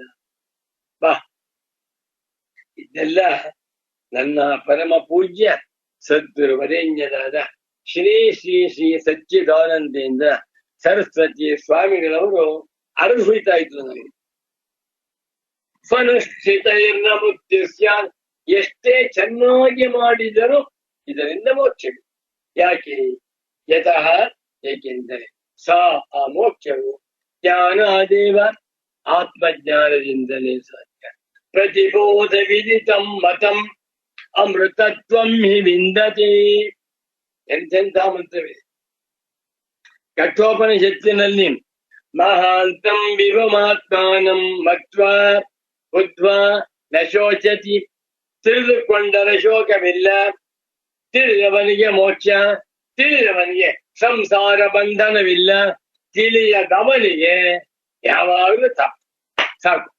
ಕೊನೆಯ ಶ್ಲೋಕ ಭಗವಾನ್ ಸ್ವರೇಶ್ವರಾಚಾರ್ಯರವರ ಮೇರು ಕೃತಿ ನೈಷ್ಕರ್ಮ್ಯ ಸಿದ್ಧಿಯಲ್ಲಿ ಪ್ರಥಮಾಧ್ಯಾಯದ ಕಟ್ಟುಕಡೆ ಶ್ಲೋಕವನ್ನ ಓದ್ತಾ ಇದ್ದೇನೆ. ಆನಂದವಾಗಿದೆ. ಯಾವ ಜನ್ಮದ ಪುಣ್ಯವೋ ನೈಷ್ಕರ್ಮ್ಯ ಸಿದ್ಧಿಯನ್ನ ಅಧ್ಯಯನ ಮಾಡುವಂತ ನಮ್ಮೆಲ್ಲರಿಗೂ ಸೌಲಭ್ಯವಾಗಿ ಯತ ಏವಂ ಯಸ್ಮಾದೇವಂ ತಸ್ಮಾಚ್ಚ ಕಾರಣಾತ್ ಏತದಪಿ ಉಪಪನ್ನಂ ಏತದಪ್ಯುಪ ಪಿನ್ನ ಪ್ರಕಾರ ಇರಬೇಕಾಗಿತ್ತು ಕಾಣಿಸುತ್ತೆ ಇಲ್ಲಿ ತಸ್ಮಾಚ್ಚ ಕಾರಣಾತ್ ಏತದಪ್ಯುಪಪನ್ನಂ ಇರಬೇಕಾಗಿತ್ತು ಇಲ್ಲಿ ಹೀಗಿರುವುದರಿಂದ ನಾವ್ ಹೇಳಿರುವಂತ ಎಲ್ಲ ವಿಚಾರವೂ ಸರಿಯಾಗಿ ನೋಡಿ ಕೊನೆಯ ಮಾತು ನೈಷ್ಕರ್ಮ್ಯ ಸಿದ್ಧಿಯಲ್ಲಿ ಪ್ರಥಮಾಧ್ಯಾಯದ ಕಟ್ಟಕಡೆಯ ಶ್ಲೋಕ 100ನೇ ಶ್ಲೋಕ ಗಟ್ ಮಾಡ್ಬಿಡಿ ಶ್ರೀ ಸುರೇಶ್ವರಾಚಾರ್ಯ ಉವಾಚ ಸ್ವಮನೋರಥ ಸಂಕೃಪ್ತ ಪ್ರಜ್ಞಾದ್ವಾತ ಧಿಯಾಮತಃ ಶ್ರೋತ್ರಿಯೇಷ್ವೇವ ವಾಚಸ್ತಾಃ ಶೋಭಂತೇನಾತ್ಮವೇದಿಷು ನಮೋ ನಮಃ ಸಚ್ಚಿದಾನಂದೇಂದ್ರ ಸರಸ್ವತಿ ಸದ್ಗುರು ಪಾದುಕಾಭ್ಯಾಂ. ನನಗೆ ಈ ಶ್ಲೋಕವನ್ನೆಲ್ಲ ಹೇಳುವಾಗ ನನ್ನ ಕಣ್ಣು ಮುಂದೆ, ನನ್ನ ಮನಸ್ಸಿನಲ್ಲಿ, ನನ್ನ ಹೃದಯದಲ್ಲಿ, ನನ್ನ ಗುರುಳಿನಲ್ಲಿ, ನಾಲಿಗೆ ಮೇಲೆ ಪ್ರತಿಷ್ಠಿತರಾಗಿರುವ ಮಹಾತ್ಮರು ಪರಮ ಪೂಜ್ಯ ಸದ್ಗುರು ಪುಂಗವರಾಗ ಶ್ರೀ ಶ್ರೀ ಶ್ರೀ ಸಚ್ಚಿದಾನಂದೇಂದ್ರ ಸರಸ್ವತಿ. ಏನ್ ಸ್ವಾಮಿ, ಏನ್ ಮಹಾತ್ಮರು, ಏನ್ ವ್ಯಕ್ತಿತ್ವ, ಏನ್ ಸರಳತೆ, ಏನ್ ಪಾಂಡಿತ್ಯ, ಏನ್ ಬೇಕಾದ್ರೂ ಹೇಳ್ಕೊಂಡ್ರಿ. ಸಕಲ ಸದ್ಗುಣ ಗಣಿ. ಶ್ರೀ ಸುರೇಶ್ವರಾಚಾರ್ಯ ಉವಾಚ ಸ್ವಮನೋರಥ ಸಂಕೃಪ್ತ ಪ್ರಜ್ಞಾದ್ವಾತ ಧಿಯಾಮತಃ ಶ್ರೋತ್ರಿಯೇಷ್ವೇವ ವಾಚಸ್ತಾಃ ಶೋಭಂತೇನಾತ್ಮವೇದಿಷು. ಓಂ ಶಾಂತಿ ಶಾಂತಿ ಶಾಂತಿ. ಪದಚ್ಛೇದ ಮಾಡ್ತೇನೆ ನಾನು. ಪದಚ್ಛೇದ ಮಾಡು ಅಂತ ಹೇಳಿದ್ರು. ನಾ ದಡ್ಡ. ಹೇಗೆ ಮಾಡಿದೆ? ಸ್ವಮನೋರಥ ಸಂಕ್ಲಪ್ತ ಪ್ರಜ್ಞಾತ್ಮಾತ ಧಿಯಾಮತಃ ಮಾಡಿಬಿಟ್ಟೆ. ಮಗು ತಪ್ಪು ಒಂದು, ಮತ್ತೊಮ್ಮೆ ಮಾಡುವುದು. ನಾನು ಹಾಗೆ ಮಾಡಿದೆ. ಸ್ವಮನೋರಥ ಸಂಕ್ಲಪ್ತ ಪ್ರಜ್ಞಾತ್ಮಾತ ಧಿಯಾಮತಃ ಅಲ್ಲ, ಇದು ಒಂದು ಪದವಲ್ಲ. ಏನಪ್ಪ ಇದು? ಒಂದು ಪುಸ್ತಕ ಬರೆದಿದ್ದೇನೆ ನಾನು. ಏನಪ್ಪ ಹೆಸರದಕ್ಕೆ? ಏಕ ಪದಾರ್ಥ ಶ್ಲೋಕ ಸಂಗ್ರಹ ಅಂತ ಒಂದು ಪುಸ್ತಕ ಬರೆದಿದ್ದೀನಿ. ಹೌದಾ? ಜ್ಞಾಪಿಸ್ಕೊಳ್ಳಿ. ಏಕ ಪದ, ಒಂದೇ ಒಂದು ಪದದಿಂದ ಒಂದು ಅರ್ಥವನ್ನ ಸಂಗ್ರಹ ಮಾಡುವಂತ ಶ್ಲೋಕ. ಅದು ತುಂಬಾ ಸೂಕ್ಷ್ಮ. ಇದು ಆ ತರಹ ಅಂತ ಅನ್ಕೊಂಡ್ಬಿಟ್ಟಿದ್ದೆ ನಾನು. ಸ್ವಮನೋರಥ ಸಂಕೃಪ್ತ ಪ್ರಜ್ಞಾತ್ಮಾತ ಧಿಯಾಮತಃ. ಒಂದು ಪದ ಅಂದ್ರೆ ಅಲ್ಲ, ಎರಡು ಪದ ಅಂತ ಗುರುಗಳು. ನನ್ಗೆ ಹೇಗಿದು ನೋಡಿದೆ. ಮತಃ ಮತಃ ಒಂದ್ ಪದ ಅಲ್ವೇ ಮಗು? ಮತಃ ಅಲ್ಲ, ಇದು ಅತಃ ಅಂತ ಇಟ್ಬಿಟ್ರು. ನಾನು ಸ್ವಪ್ರಜ್ಞಾತ್ಮಾತ ಧಿಯಾ ಮತಃ ಮಾಡ್ಕೊಬಿಟ್ಟೆ. ದಡ್ಡ. ಮತಃ ಅಲ್ಲ, ಅತಃ. ಈ ಪದಚ್ಛೇದ ಮಾಡು ಒಂದು ಅದ್ಭುತ. ಕಿವಿ ಸ್ವಲ್ಪ ಮಂದವಾಗಿತ್ತು, ಆದರೂ ಕೂಡ ಕೇಳಿಸ್ತೇ ಹೋದ್ರೆ ಗಟ್ಟಿಯಾಗಿ ಹೇಳೋ, ಇನ್ನೊಂದು ಸಲ ಹೇಳು ಅನ್ನೋರು ಗಪ್ಪಂತ ಹಿಡಿತಾ ಇದ್ರು. ಅಂಥ ಪರಮ ಪೂಜ್ಯ ಕಾರುಣ್ಯ ಸಿಂಧುಗಳು ಶಿಷ್ಯನ ಮೇಲೆ ಅಮೃತದ ಆಶೀರ್ವಾದದ ಮಳೆಯನ್ನೇ ಸುರಿಸಿರುವಂತ ನನ್ನ ಹೆಮ್ಮೆಯ ಪರಮ ಪೂಜ್ಯ ಸದ್ಗುರು ಪುಂಗವರಾದ ಶ್ರೀ ಶ್ರೀ ಶ್ರೀ ಸಚ್ಚಿದಾನಂದೇಂದ್ರ ಸರಸ್ವತಿ ಸದ್ಗುರುಗಳ ಪಾದಾರವಿಂದಗಳಲ್ಲಿ ಅನಂತಾನಂತ ಕೋಟಿ ಕೋಟಿ ಪ್ರಣಾಮ. ಇನ್ನೇನ್ ಮಾರ್ಗ ಅಷ್ಟೇ ಮಾಡ್ಬೋದು. ಇವಾಗ ಪಾದೋದಕ ಪ್ರತಿದಿನ ತಗೊಂತ ಇದ್ರು. ಪ್ರತಿ ದಿವಸ ಗುರುಗಳಿಗೆ ಊರು ಹೊರಗಡೆಯಿಂದ ಭಿಕ್ಷೆ ತರ್ತಾ ಇದ್ದೆ. 1.5 ಕಿಲೋಮೀಟರ್. 10 ವರ್ಷದ ಬಾಲಕ ಒಂದ್ ಕೈನಲ್ಲಿ ಟಿಫಿನ್ ಕ್ಯಾರಿಯರು, ಇನ್ನೊಂದ್ ಕೈನಲ್ಲಿ ಮೊಸರು ಕೊಡ್ತಾ ಇದ್ರು. ಎರಡು ಕೈಯಿಂದ ತರಬೇಕು. ಹೋಗುವಾಗ ವಿಷ್ಣು ಸಹಸ್ರನಾಮ ಪಾರಾಯಣ, ಬರುವಾಗ ಶ್ರೀಮದ್ ಭಗವದ್ಗೀತಾ ಶ್ಲೋಕ ಹೇಳ್ಕೊಂಡ್ ಬರ್ತಾ ಇದ್ದೆ. ಚಪ್ಪಲಿ ಹಾಕೊಳ್ಳುವಾಗಿಲ್ಲ, ದಟ್ಟಿ ಒಳಗಡೆ ಕೌಪಿನ ಕಟ್ಕೊಂಡು ದಟ್ಟಿ ಸುತ್ಕೊಂಡು ಅದಕ್ಕೊಂದು ದಾರ ಕಟ್ಕೊಂಡು ಹೋಗ್ತಾ ಇದ್ದೆ. ಕೆಲವು ಸಲ ಬರುವಾಗ ಪಂಚೆಯಿಂದ ಲೂಸ್ ಆಗ್ಬಿಡ್ತಾ ಇತ್ತು. ಗುರು ಒಂದ್ ಕೆಲಸ ಮಾಡಪ್ಪ, ಗಟ್ಟಿಯಾಗಿ ಕಟ್ಕೊಂಡ್ಬಿಡೋ. ಅವರೇ ಎಷ್ಟೋ ಸಲ ಗಟ್ಟಿಯಾಗಿ ಗಟ್ಟಿದ್ದಾರೆ ಗುರುಗಳು. ಭಿಕ್ಷೆ ತಂದು ಮಡಿ ಕಾಲು ತೊಡ್ಕೊಂಡು ಭಿಕ್ಷೆ ಹಾಕಿದ ಮೇಲೆ ಗುರುಗಳಿಗೆ ಕೈ ಕಾಲು ತೊಳಸ್ಬೇಕು. ಆ ಮುಂಭಾಗದಲ್ಲೇ ಒಂದು ನಿಂಬೆ ಹಣ್ಣಿನ ಗಿಡ ಇತ್ತು. ಅಲ್ಲಿ ದಿನ ತೊಳೆದು ಗುರು ನಿಂಬೆ ಹಣ್ಣು ಉಪಯೋಗಿಸ್ತಾರೆ, ಹುಣಸೆ ಹಣ್ಣು ಉಪಯೋಗಿಸ್ತಾ ಇದ್ರು. ಹುಣಸೆ ಹಣ್ಣು, ಹಸಿ ಮೆಣಸಿನ್ಕಾಯಿ ಇಲ್ಲ, ವರ್ಜ್ಯ. ನಿಂಬೆ ಹಣ್ಣು ಉಪಯೋಗಿಸ್ತಾ ಇದ್ರು. ಆ ನಿಂಬೆ ಹಣ್ಣು ಬೀಜ ಆ ಪಾತಿಯಲ್ಲಿ ಬಿದ್ದು ಬರಬಾರ್ಬಿಟ್ಟು ಹಣ್ಣು ಕೊಡ್ತಾ ಇತ್ತು. ಕೈ ಕಾಲು ತೊಳಸಿದ ಮೇಲೆ ಅದಕ್ಕೊಂಚೂರು ಏನಾದ್ರು ಜಿಡ್ಡಿದ್ದು, ತುಪ್ಪ ಜಿಡ್ಡಿದ್ದು ಕೆಮ್ಮಣ್ಣು, ಆಮೇಲೆ ಪಾದೋದಕ ತಗೊಂಡು ಪ್ರತಿ ದಿವಸ ಬಲಗಾಲದಲ್ಲಿ ಹೆಬ್ಬೆಟ್ಟನ್ನ ಸ್ವಲ್ಪ ಮೇಲೆ ಕೆತ್ತೋರು, ಹೆಬ್ಬೆಟ್ಟಿನ ಕೆಳಗಡೆಯಲ್ಲಿ ನಾನು ನಮ್ಮ ಬಲಗೈಯಲ್ಲಿ ಇಟ್ಕೊಂಡು ದಿನ ತಗೋತಾ ಇದ್ದೆ. ಕೆಲವು ದಿನ ಮಗು ಪಾದೋದಕ ತಗೊಂಡಿದ್ದ ತಗೋ ಅಂದವರು, ತಗೊಂಡಾಯ್ತು ಅಂದವೆ, ಪರವಾಗಿಲ್ಲ ಇನ್ನೂ ಸಹ ತಗೋ, ಸುಳ್ಳಾಗಿ ಹೇಳ್ತೀಯ ಅನ್ಬಿಡೋರು. ಸರಿ ಮತ್ತೆ ಹೋಗ್ತಾ ಇದ್ದೆ. ಆ ಪಾದೋದಕದ ಪ್ರಭಾವದಿಂದ ಅವರ ಅನುಗ್ರಹ ದೊರಕಿದೆ. ನನ್ಗೆ ಅನಿಸ್ತಾ ಇತ್ತು, ನೀವನೇ ಹೇಳ್ತಾರಲ್ಲ, ನನ್ ಪಾದೋದಕ ತಗೋ ಅಂತ ನನ್ಗೆ ಹೇಳ್ತಾರಲ್ಲ ಅಂತ ಹೇಳ್ದಾಗ ಕೇಳೋ, ಆರ್ಗ್ಯುಮೆಂಟ್ ಮಾಡಬೇಡ, ತರ್ಕ ಬೇಡ ಅಂದರು. ನಮಗೆ ವಯಸ್ಸಾಗ್ಬಿಟ್ರೆ ಇವರು ತಮ್ಮ ಪಾದೋದಕ ತಗೋ ಅಂತ ನನಗೆ ಹೇಳ್ತಾ ಇದ್ದಾರಲ್ಲ, ಜಂಬ ಬರ್ತಾ ಇತ್ತು. ಅವೆಲ್ಲ ಗೊತ್ತಿಲ್ಲ, ಅಷ್ಟೆಲ್ಲ ಆರ್ಗ್ಯು ಮಾಡುವುದಷ್ಟು ಬುದ್ಧಿ ಇಟ್ಟಿಲ್ಲ. ಸರಿ, ಮತ್ತೊಮ್ಮೆ ಓದ್ತಿ ನೋಡ್ಕೊಳ್ಳಿ. ಶ್ರೀ ಸುರೇಶ್ವರಾಚಾರ್ಯ ಉವಾಚ ಸ್ವಮನೋರಥ ಸಂಕೃಪ್ತ ಪ್ರಜ್ಞಾಧ್ವಾತ ಧಿಯಾಂ ಅತಃ ಶ್ರೋತ್ರಿಯೇಷ್ವೇವ ವಾಚಸ್ತಃ ಶೋಭಂತೇನಾತ್ಮವೇದಿಷು ನಮೋ ನಮಃ ಸದ್ಗುರುಪಾದುಕಾಭ್ಯಾಂ ನಮೋ ನಮಃ ಸಚ್ಚಿದಾನಂದೇಂದ್ರ ಸರಸ್ವತಿ ಸದ್ಗುರುಪಾದುಕಾಭ್ಯಾಂ. ಪದಚ್ಛೇದವನ್ನು ಮಾಡ್ತೇನೆ ನೋಡ್ಕೊಳ್ಳಿ. ಸ್ವಮನೋರಥ ಸಂಗಪ್ತ ಪ್ರಜ್ಞಾತ್ಮಾತ ಧಿಯಾಂ, ಒಂದೇ ಪದ. ಅತಃ ಶ್ರೋತ್ರಿಯೇಷು ಏವ ವಾಚಃ ತಾಃ ಶೋಭಂತೆ ನ ಆತ್ಮವೇದಿಷು. ಪೂರ್ವಾರ್ಧದಲ್ಲಿ 2 ಪದಗಳು, ಉತ್ತರಾರ್ಧದಲ್ಲಿ 7 ಪದಗಳು.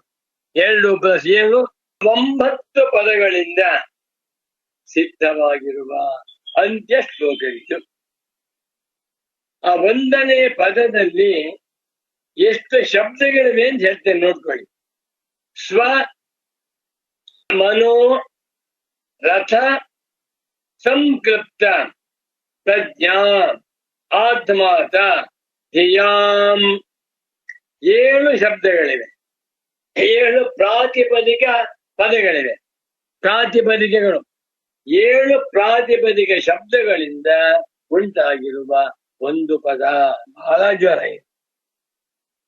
ಅತಃ, ಆದ್ದರಿಂದ ಸ್ವಮನೋರಥ ಸಂಕ್ಲಪ್ತ, ಸ್ವ ತಮ್ಮ, ಮನೋರಥ ಮನಸ್ಸಿನ ಮಂಡಿಗೆ, ತಾವು ಏನೇನೋ ಓದ್ಕೊಂಡ್ಬಿಟ್ಟು ತಾವು 10 ಜನ ಕೂತ್ಕೊಂಡು ಗಟ್ಟಿಯ ಮಾತಾಡ್ತಾ ಇದ್ದಾರೆ. ಆ ಮನೋರಥದಿಂದ ಸಂಕೃಪ್ತ ಕಲ್ಪಿತವಾಗಿರುವ, ತಮ್ಮ ಮನೋರಥದಿಂದ ತೋರಿಸಲ್ಪಡುತ್ತಿರುವಂತ ಪ್ರಜ್ಞೆಯಿಂದ ಆತ್ಮಾತ ಉಬ್ಬಿರುವಂತ ಧ್ಯೇಯಾಂ ಬುದ್ಧಿವುಳ್ಳವರಾಗಿದ್ದಾರೆ. ಅವರೆಲ್ಲರೂ ದಡ್ಡರು, ಯಾರಿಗೂ ಆತ್ಮಜ್ಞಾನ ಉಂಟಾಗಿಲ್ಲ, ವೇದಾಂತದ ಮಹತ್ವವು ಅರ್ಥವಾಗಿಲ್ಲ, ಬ್ರಹ್ಮಜ್ಞಾನವಾಗಿಲ್ಲ, ವೇದಾಂತ ವಿಚಾರ ಮಾಡಿಲ್ಲ. ಅವರು 10 ಜನ ಸೇರ್ಕೊಂಡ್ಬಿಟ್ಟು ಅಲ್ವೇನೋ ಯಜ್ಞ ಮಾಡ್ಬೇಕನೋ, ವೇದಾಂತ ಉಪಯೋಗವಿಲ್ಲ, ಆತ್ಮಜ್ಞಾನವಂತೆ, ಮಣ್ಣಂಗಟ್ಟಿ, ಮೋಕ್ಷವಂತೆ, ಬರೀ ಸುಳ್ಳು ಅಂತ ಮಾತಾಡ್ಕೋತಾ ಇದ್ದಾರೆ.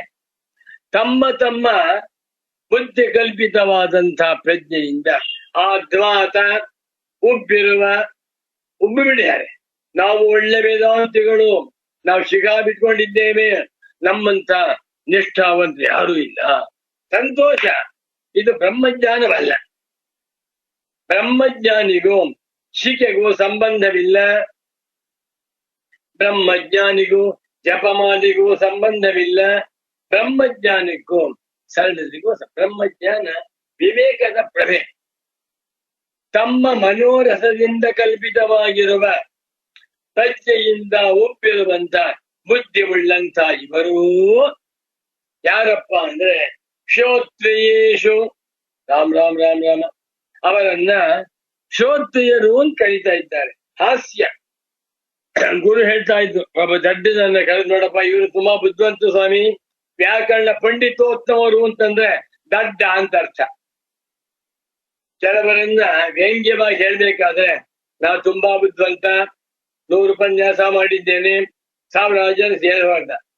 ಒಂದು ಉಪನ್ಯಾಸವನ್ನು ಕೇಳಿದ ಇವನು ಅಂತ ಇಟ್ಕೊಳ್ಳಿ, ಶುರುವಾಗ್ಬಿಟ್ಟು ಏನಂತ, ಗುರು ಬ್ರಹ್ಮ ಗುರು ವಿಷ್ಣು ಗುರುರೇವು ಮಹೇಶ್ವರ ಗುರು ಸಾಕ್ಷಾತ್ ಪರಬ್ರಹ್ಮ ತಸ್ಮೈ ಶ್ರೀ ಗುರುವೇ ನಮಃ ಅಂತ ಶುರು ಮಾಡ್ದ ಉಪನ್ಯಾಸ.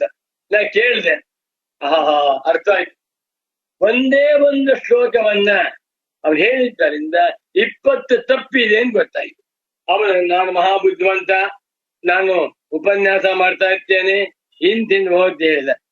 ಅವ್ರು ಏನ್ ಹೇಳ್ಬೇಕು, ಸ್ವಾಮಿ ಮಹಾಬುದ್ಧಿವಂತರು, ಇವರು ಸಾಕ್ಷಾತ್ ಪಾಣಿನಿ ಮಹರ್ಷಿಗಳ ಪುತ್ರರು ಅಂತ ಪರಿಚಯ ಮಾಡಿಸ್ತೇವೆ. ಅಂದ್ರೇನು, ದಡ್ಡ ಶಿಖಾಮಣಿ. ಅದೇ ರೀತಿಯಲ್ಲಿ ಸ್ವಮನೋರಥ ಸಂಕೃಪ್ತ ಪ್ರಜ್ಞಾಧ್ವಾತ ಧಿಯಾಂ, ಇಂಥ ಬುದ್ಧಿ ಉಳ್ಳವರ ಇವರ ತಾಹ ವಾಚಃ, ಅವರ ಮಾತುಗಳು ಕರ್ಮದಿಂದಲೇ ಮೋಕ್ಷ, ಬ್ರಹ್ಮಜ್ಞಾನವೆಲ್ಲ ಜುಳ್ಳು, ವೇದಾಂತವೆಲ್ಲ ಊಷರ ಭೂಮಿ. ಈ ಮಾತುಗಳು ಯಾರಿಗಪ್ಪ ಶೋಭಿಸುತ್ತದೆ ಅಂತಂದ್ರೆ ಶ್ರೋತ್ರಿಯೇಶು. ಶ್ರೋತ್ರಿಯಂ ಬ್ರಹ್ಮನಿಷ್ಠಮಲ್ಲ. ಇವರು ನಾವು ಸರ್ವಜ್ಞರು ಅಂದ್ಕೊಂಡ್ಬಿಟ್ಟಿದ್ದಾರೆ, ದಡ್ಡರು. ಯಾರಿಗೆ ವೇದಾಂತ ಗೊತ್ತಿಲ್ಲವೋ ಅವರೆಲ್ಲರೂ ಅಜ್ಞಾನಿಗಳೇ. ವೇದಾಂತದ ಪ್ರಕಾರ ಆತ್ಮಜ್ಞಾನ ರಹಿತರೆಲ್ಲರೂ ಕೂಡ ಮೂಢರು. ಅಂದೇನೆ ಇವ ನಿಯಮಾನಾಯ ಚಾಂದಾಹ. ಇಂಥವರನ್ನ ಕುರಿತು ಭಗವಾನ್ ಸ್ವರೇಶ್ವರಾಚಾರ್ಯರವರು ಶ್ರೋತ್ರಿಯೇಶು ಅಂತ ಕರೆದುಬಿಟ್ರು. ಶ್ರೋತ್ರಿಯ ಅಂದೇನು, ತುಂಬಾ ತಿಳ್ಕೊಂಡಿದ್ದೇವೆ, ಪಂಡಿತ ಮಂಜರು ಮಾಡ್ಕೊಂಡಿದ್ದಾರೆ. ಇಂಥವರಿಗೆ ಮಾತ್ರವೇ ಶೋಭಂತೆ. ಇವರ ಮಾತುಗಳು ಇವರಿಗೆ ಮಾತ್ರವೇ ಶೋಭಿಸುತ್ತವೆಯೇ ಹೊರತು ನ ಆತ್ಮವೇದಿಷು ಆತ್ಮಾನಂ ವಿದಂತಿ ಇತಿ ಆತ್ಮವೇದಿನಃ. ಆತ್ಮವೇದಿ ಆತ್ಮವೇದಿನೌ ಆತ್ಮವೇದಿನಃ. ಇದು ನಕಾರ ಅಂತ ಪುಲ್ಲಿಂಗ ಶಬ್ದ, ಅದ್ಭುತವಾಗಿದೆ ಸ್ವಾಮಿ. ವೇದಿ ಇದು ನಿಜ ಪ್ರತ್ಯಯ. ವೇದಿತುಂ ಶೀಲಂ ಯೇಷಾಂತೆ, ವೇತ್ತುಂ ಶೀಲಂ ಯೇಷಾಂತೆ. ಯಾರು ಆತ್ಮನನ್ನು ಅರ್ಥ ಮಾಡಿಕೊಂಡು ಆತ್ಮನೇ ಬ್ರಹ್ಮ ಎಂದು ತಿಳಿದುಕೊಂಡು ಬ್ರಹ್ಮೈಮೇದಮೃತಂ ಪುರಸ್ತಾತ್ ಬ್ರಹ್ಮ ಪಶ್ಚಾತ್ ಬ್ರಹ್ಮ ದಕ್ಷಿಣತಶ್ಚೋತ್ತರೇಣ ಅಧಶ್ಚೋರ್ಧ್ವಂಚ ಪ್ರಸತಂ ಬ್ರಹ್ಮೈಮೇದಂ ವಿಶ್ವಮಿದಂ ಎಂದು ತಿಳ್ಕೊಂಡಿದ್ದಾರೋ ಎಂಥ ಗೌಡಪಾದಾಚಾರ್ಯರಿಗೆ ಹೆಸರು ಆತ್ಮವೇದಿನ. ಸಚ್ಚಿದಾನಂದೇಂದ್ರ ಸರಸ್ವತಿ ಸ್ವಾಮಿಗಳಿಗೆ ಹೆಸರು ಆತ್ಮವೇದಿನ. ಭಗವಾನ್ ಶಂಕರರಿಗೆ ಹೆಸರು ಸುರೇಶ್ವರಾಚಾರ್ಯ ಹೆಸರು ಆತ್ಮವೇದಿನ. ಗೌಡಪಾದಾಚಾರ್ಯರು ಸಂಪ್ರದಾಯವಿದರು ಹೇಳ್ತಾರವರು, ಆತ್ಮ ಸತ್ಯಾನುಬೋಧೇನ ನ ಸಂಕಲ್ಪಯತೆ ಯದಾ ಅಮನಸ್ತಾಂ ತದಾ ಯಾತಿ ವ್ಯಾಶ್ಯಾಭಾವೇ ತದಗ್ರಹಂ ಮನೋದೃಶ್ಯಮಿದಂ ದ್ವೈತಂ ಯತ್ಕಿಂಚಿತ್ ಸಚರಾಚರಂ ಮನಸೋ ಹಿ ಅಮನಿ ಭಾವೇ ದ್ವೈತಂ ನೈಮೋಪ. ಏನ್ ಮಾತಾಡಿದ್ದ ಸ್ವಾಮಿ, ಅದ್ಭುತ, ಪರಮಾದ್ಭುತ. ಮನೋಮರ್ಕಟ ವಿಜಯ. ಮನಸ್ಸೇ ಮರ್ಕಟ. ಮನಸ್ಸೆಂಬ ಮರ್ಕಟವು ನಿಜವಾಗಿ ಇಲ್ಲವೇ ಇಲ್ಲ. ಅಮನಸ್ತಾಂ ತದಾಯಾತಿ. ವೇದಾಂತ ಶಾಸ್ತ್ರದ ಪ್ರಕಾರ ಈ ಮನೋಮರ್ಕಟವನ್ನ ಗೆಲ್ಲಬೇಕಾಗಿಲ್ಲ. ಆತ್ಮನೊಬ್ಬನೇ ಸತ್ಯ, ಆತ್ಮನಲ್ಲೇ ಮನಸ್ಸು ಕಲ್ಪಿತವಾಗಿ ತೋರುತ್ತಿದೆ ಅಂತ ಅರ್ಥವಾಗಿ ಬಿಟ್ರೆ ಮನೋಮರ್ಕಟ ವಿಜಯವಾಯಿತು. ಎರಡು ತರಹದ ವಿಜಯ. ಒಂದು, ಸಮಾಧಿಗೆ ಹೋಗಿ ಮನಸ್ಸನ್ನ ಅಲ್ಲಿ ತಾತ್ಕಾಲಿಕವಾಗಿ ಲಯಗೊಳಿಸುವಂತಹದ್ದು. ಅದು ಕರ್ತೃತಂತ್ರ ಸಾಧನ. ಪಾತಂಜಲ ಯೋಗ ದರ್ಶನ ಹೇಳಿದ್ದಾರೆ. ಅದು ವೇದಾಂತದ ಮನೋಮರ್ಕಟ ವಿಜಯವಲ್ಲ. ವೇದಾಂತದ ಪ್ರಕಾರ, ಭಗವಾನ್ ರಮಣ ಮಹರ್ಷಿಗಳ ಪ್ರಕಾರ, ಮಾನಸಂತು ಕಿಂ ಮಾರ್ಗಣೆ ಕೃತೆ. ಮನಸ್ಸು ಅಂದ್ರೇನು, ಎಲ್ಲಿಂದ ಬರ್ತಾ ಇದೆ, ಇದರ ಮೂಲ ಯಾವುದು ಅಂತ ನೋಡಕ್ ಹೋಗ್ಬಿಟ್ರೆ ನೈವ ಮಾನಸಂ, ಇಲ್ವೇ ಇಲ್ಲ ಮನಸ್ಸು. ಇದು ನಿಜವಾದ ಮನೋಮರ್ಕಟ ಬೀಜ. ಇಲ್ಲಿ ಗುರುಗಳ ವಾಕ್ಯ ಓದ್ತೇ ನೋಡಿ. ಅತಯೇವ ಚ ಇತಿ ಹೃಷ್ಟಧಿಯಾಂ ಇತ್ಯಾದಿ ಯದುಕ್ತಂ ತದಪಿ ಸಂಗಚ್ಯತೆ ಇತಿ ದೂಷಣೋಪಸಂಹಾರಮಃ. ಯಾವುದು? ಇತಿ ಹೃಷ್ಟಧಿಯಾಂ ವಾಚಃ ಸ್ವಪ್ರಜ್ಞಾತ್ವಾತ ಚೇತಸಾಂ ಉಷ್ಯಂತೆ ಯಜ್ಞಶಾಲಾಸು ಧೂಮಾನದ್ಧಿಯಾಂಕಿಲ ಎಂದು ಹಿಂದೆ 1:22 ಏನ್ ಹೇಳಿದ್ದೇವೆಯೋ ಅದು ಸರಿಯಾಗಿದೆ ಏನ್ಬಿಟ್ಟು ಕೊನೆಯ ವಾಕ್ಯ ಓದ್ತೇನೆ. ಇದು ಕ್ಲೇಶಾಪಹರಣೆ. ಕಲ್ಪಿತ ದ್ವೈತ ವಿಷಯಕ ಕರ್ಮವಾದ. ಏನ್ ಧೈರ್ಯ ಬರೀತು. ಕರ್ಮವಾದ. ಕರ್ಮವನ್ನ ಮಾಡಬೇಕು, ಕರ್ಮಗಳಿಂದಲೇ ಸ್ವರ್ಗ, ಕರ್ಮಗಳಿಂದಲೇ ಮೋಕ್ಷ, ಕರ್ಮಗಳೇ ವೇದಗಳಿಗೆ ತಾತ್ಪರ್ಯ ಅಂತ ಹೇಳ್ತಾ ಇದ್ದಾರಲ್ಲ. ಈ ಕರ್ಮವಾದವು ಕಲ್ಪಿತ ದ್ವೈತ ವಿಷಯಕ, ಪೂರ್ವ ಮೀಮಾಂಸಕರಿಂದ ಕಲ್ಪಿತವಾಗಿರುವ ದ್ವೈತಕ್ಕೆ ಸಂಬಂಧಪಟ್ಟಿರುವಂತಹದ್ದು. ಇದು ಶೋಭತೆ, ಬಹಳ ಹೊಂದುತ್ತೆ, ಹೊಳಿತಾ ಇದೆ. ಯಾವತೆ ಪರಮಾರ್ಥಾತ್ಮವಾದ ಬುದ್ಧವು ನಾವತರತಿ.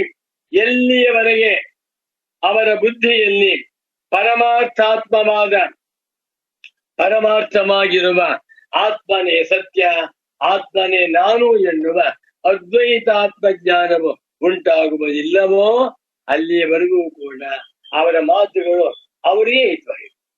ತಾವತ್ ಗರ್ಜಂತಿ ಶಾಸ್ತ್ರಾಣಿ ವಿಪಿನೇ ಜಂಬುಕಾಯಥ ನ ಗರ್ಜತಿ ಮಹಾಸತ್ವ ಯಾವದ್ ವೇದಾಂತ ಕೇಸರಿ.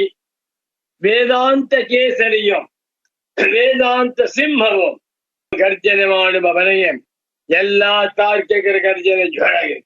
ಒಂದ್ ಕಡೆ ಸಾಂಖ್ಯರು, ಒಂದ್ ಕಡೆ ಪಾತಂಜಲಿಗಳು, ಒಂದ್ ಕಡೆ ನೈಯಾಯಿಕರು, ಒಂದ್ ಕಡೆ ವೈಶೇಷಿಕರು, ಮತ್ತೊಂದ್ ಕಡೆ ಮೀಮಾಂಸಕರು ಕೂಗಾಡ್ತಾ ಇರ್ತಾರೆ. ವೇದಾಂತವೆಲ್ಲ ಜುಳ್ಳು, ನಮ್ ವಾದವೇ ಸರಿ ಇಂತ. ವಾದವೆಲ್ಲ ಮುಗೀತು. ವೇದಾಂತವೆನ್ನುವಂತ ಸಿಂಹ ಬಂತು. ಸಿಂಹ ಬಂದ ಕೂಡಲೇ ಒಂದೇ ಒಂದು ಸಲ ಮಾಯಾ ಮಾತ್ರಮಿದಂ ದ್ವೈತಂ ಅದ್ವೈತಂ ಪರಮಾರ್ಥತಃ ಎನ್ನುವ ಸಿಂಹ ಗರ್ಜನೆ ಮಾಡಿದ ಕೂಡಲೇ ಎಲ್ಲ ನರಿಗಳ ಗರ್ಜನೆ ಶಾಂತ.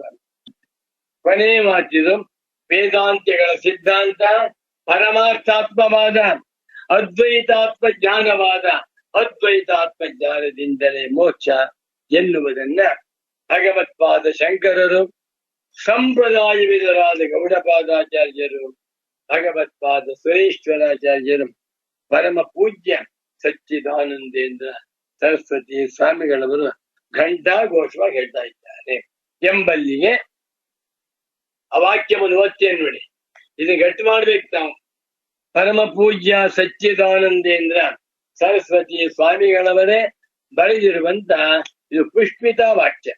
ಇತಿ ಶ್ರೀಮತ್ ಪರಮಹಂಸ ಪರಿವ್ರಾಜಕಾಚಾರ್ಯ ವರೇಣ್ಯ ಶ್ರೀ ಪೂಜ್ಯಪಾದ ಶಂಕರ ಭಗವತ್ ಚರಣ ಸ್ಮರಣ ಪರಿಚಯವಾಪ್ತ ವೇದಾಂತ ಪ್ರವೇಶೇನ. ಇಲ್ಲಿವರೆಗೂ ಕೂಡ ಒಂದೇ ಒಂದು ಪದ ನೀವು ಅರ್ಥ ಮಾಡ್ಕೊಂಡು ನಿಧಾನವಾಗಿ ಮತ್ತೊಮ್ಮೆ ಓದ್ತೇನೆ.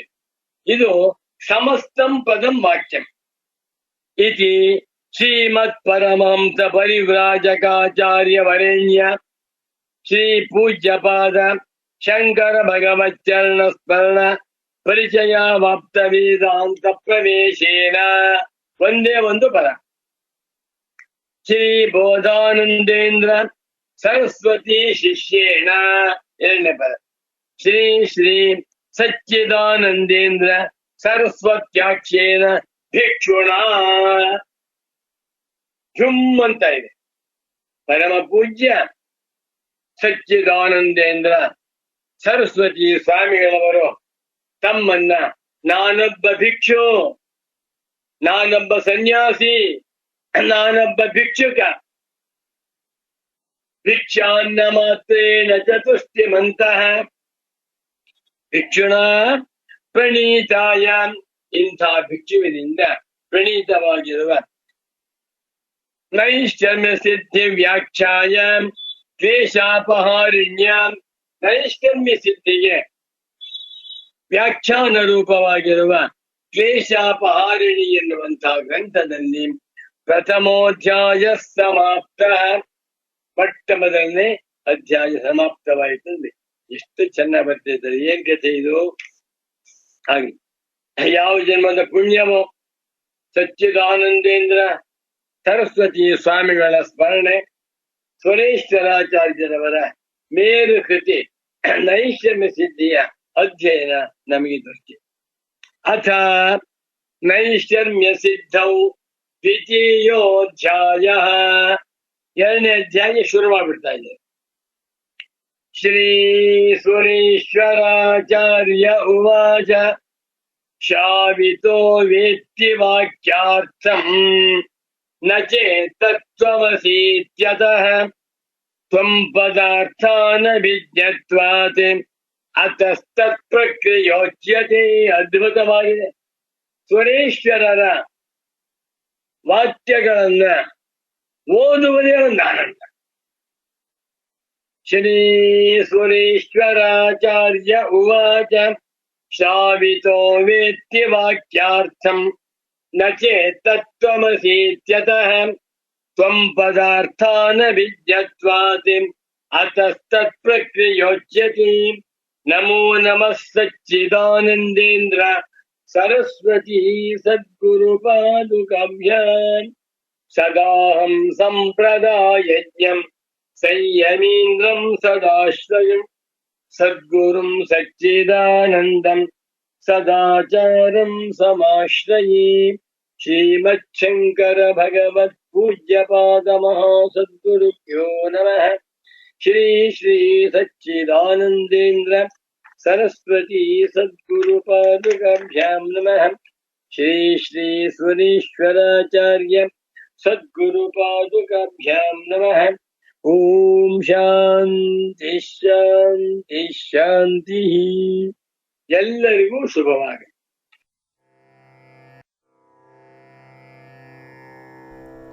ಮನೆಗಳಲ್ಲಿ, ಸತ್ಸಂಗಗಳಲ್ಲಿ, ಪ್ರವಚನಾದಿಗಳಲ್ಲಿ ಭಜನೆಯು ಹರಿದಾಡುವ ಮನಸ್ಸನ್ನು ಭಗವದ್ಭಕ್ತಿಯತ್ತ ಕೊಂಡೊಯ್ಯುತ್ತದೆ. ಶ್ರೀಗಳು ಭಜನೆಯಲ್ಲೂ ಸಹ ನಿಸ್ಸೀಮರು. ಶ್ರೀಕೃಷ್ಣನು 18ನೇ ಅಧ್ಯಾಯದಲ್ಲಿ ಹೀಗೆ ಹೇಳುತ್ತಾನೆ: ಯ ಇಮಂ ಪರಮಂ ಗುಹ್ಯಂ ಮದ್ಭಕ್ತೇಷ್ವಭಿಧಾಸ್ಯತಿ ಭಕ್ತಿಂ ಮಯಿ ಪರಾಂ ಕೃತ್ವ ಮಾಮೇ ವೈಶ್ಯತ್ಯ ಸಂಶಯ.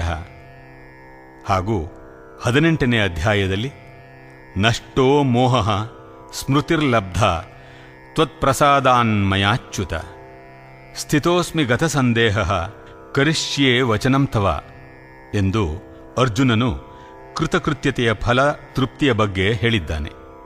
ಭಗವತ್ಪಾದ ಶಂಕರರು ಅನೇನ ಮೋಹನಾಶ ಪ್ರಶ್ನ ಪ್ರತಿವಚನೇನ ಸರ್ವಶಾಸ್ತ್ರಾರ್ಥ ಜ್ಞಾನಫಲಂ ಏತಾವದೇವ ಇತಿ ನಿಶ್ಚಿತಂ ದರ್ಶಿತಂ ಭವತಿ ಎಂದಿದ್ದಾರೆ. ಅಂದರೆ ಪ್ರಶ್ನೆ ಮತ್ತು ಉತ್ತರಗಳಿಂದ ಅಜ್ಞಾನವು ನಾಶವಾಗುವುದು, ಆತ್ಮಸ್ಮೃತಿಯು ದೊರಕುವುದು. ಸತ್ಸಂಗಗಳನ್ನು ಶಂಕರರೂ ಹೀಗೆ ಕೊಂಡಾಡಿದ್ದಾರೆ. ಸತ್ಸಂಗತ್ವೇ ನಿಸ್ಸಂಗತ್ವಂ, ನಿಸ್ಸಂಗತ್ವೇ ನಿರ್ಮೋಹತ್ವಂ, ನಿರ್ಮೋಹತ್ವೇ ನಿಶ್ಚಲಿತತ್ವಂ, ನಿಶ್ಚಲಿತತ್ವೇ ಜೀವನ್ಮುಕ್ತಿ. ಬನ್ನಿರಿ ಭಜನೆಯ ಮಾಡೋಣ.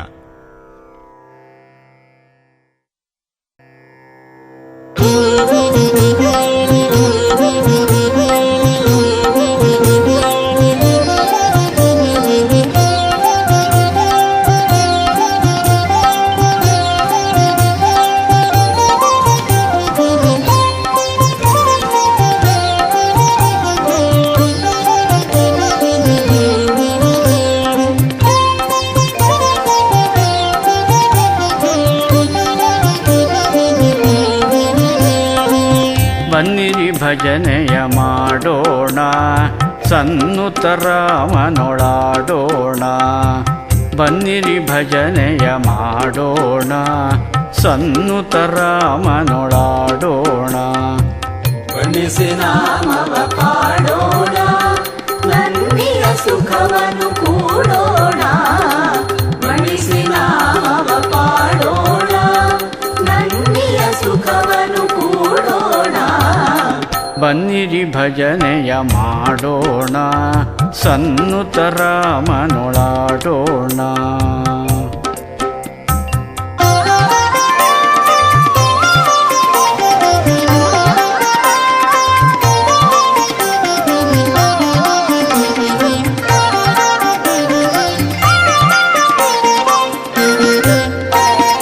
ನಾಮವ ಪಾಡುತ್ತ ಕುಣಿಯೋಣ, ನಾಮ ಮಾಧುರಿಗೆ ತಣಿಯೋಣ. ನಾಮವ ಪಾಡುತ್ತ ಕುಣಿಯೋಣ, ನಾಮ ಮಾಧುರಿಗೆ ತಣಿಯೋಣ.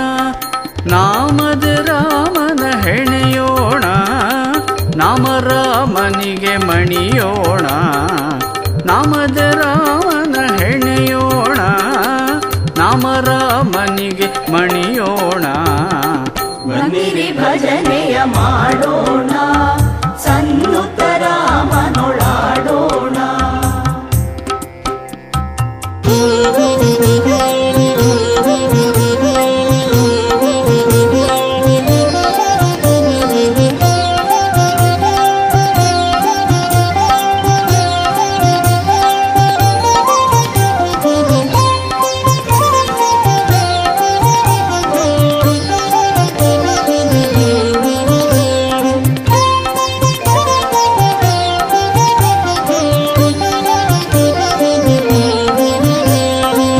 ನಾಮವ ಘೋಷಿಸಿ ನುಡಿಯೋಣ, ನಾಮಾಮೃತವನು ಕುಡಿಯೋಣ.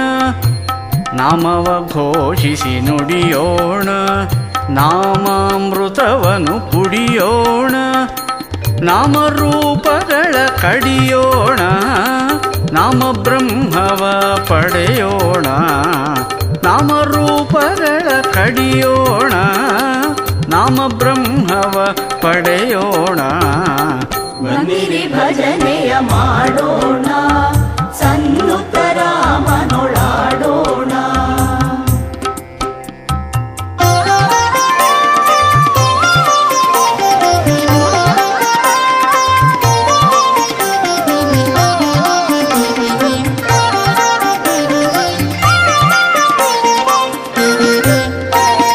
ನಾಮವ ಕೀರ್ತಿಸುತ್ತೇಳೋಣ, ನಾಮ ಭಜನೆಯಲ್ಲಿ ಬಾಳೋಣ. ನಾಮವ ಕೀರ್ತಿಸುತ್ತೇಳೋಣ, ನಾಮ ಭಜನೆಯಲ್ಲಿ ಬಾಳೋಣ.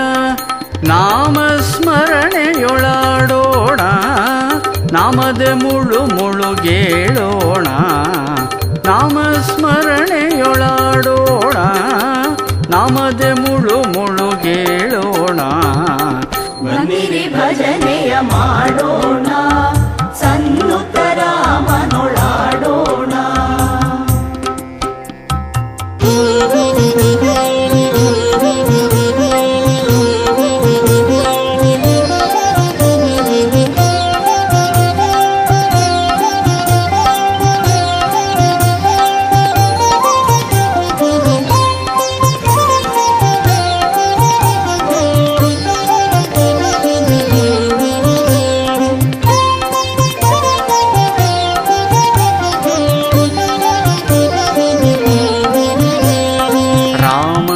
ಭಜನೆಯೇ ನಮಗಿರಲಿ, ನಾಮ ಭಕುತಿ ಬೆಳೆಯುತ್ತಿರಲಿ.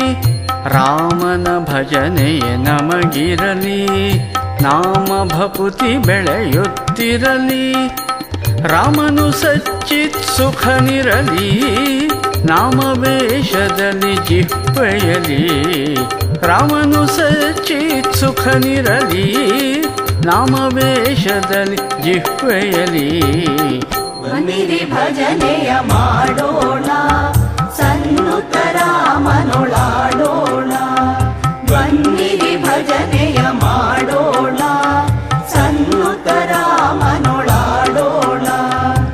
ಬಣ್ಣಿಸಿ ನಾಮವ ಪಾಡೋಣ, ನನ್ನಿಯ ಸುಖವನ್ನು ಕೂಡೋಣ. ಬಣ್ಣಿಸಿ ನಾಮವ ಪಾಡೋಣ, ನನ್ನಿಯ ಸುಖವನ್ನು ಕೂಡೋಣ. ಬನ್ನಿರಿ ಭಜನೆಯ ಮಾಡೋಣ, ಸಣ್ಣ